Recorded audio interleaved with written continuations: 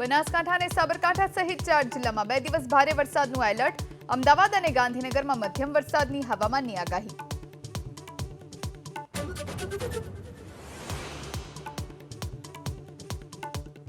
માત્ર 30 દિવસમાં રાજ્યસભાના સાંસદ ગોવિંદ ધોળકિયાના બદલાયા સૂર। સુરત એરપોર્ટ સાથે અન્યાયની વાત કર્યા બાદ હવે રાજ્યસભામાં કરી વાહવાહી।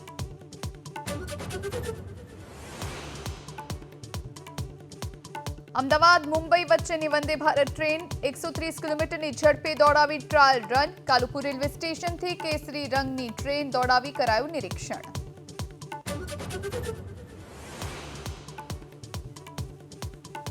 રાજ્યસભામાં સભાપતિએ જયા અમિતાભ બચ્ચન કહેતા જ ભડક્યા જયા બચ્ચન। હંગામો કરી વિપક્ષનું વોકઆઉટ।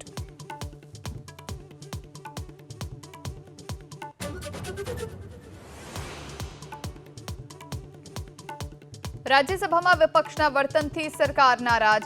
સાંસદ જેપી નડ્ડાએ રાખ્યો નિંદા પ્રસ્તાવ। જયા બચ્ચનના નિવેદનથી ભડક્યા સભાપતિ।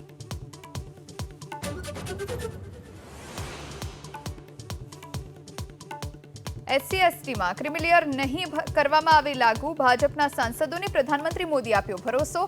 SC/STના વિકાસ માટે સરકાર પ્રતિબદ્ધ।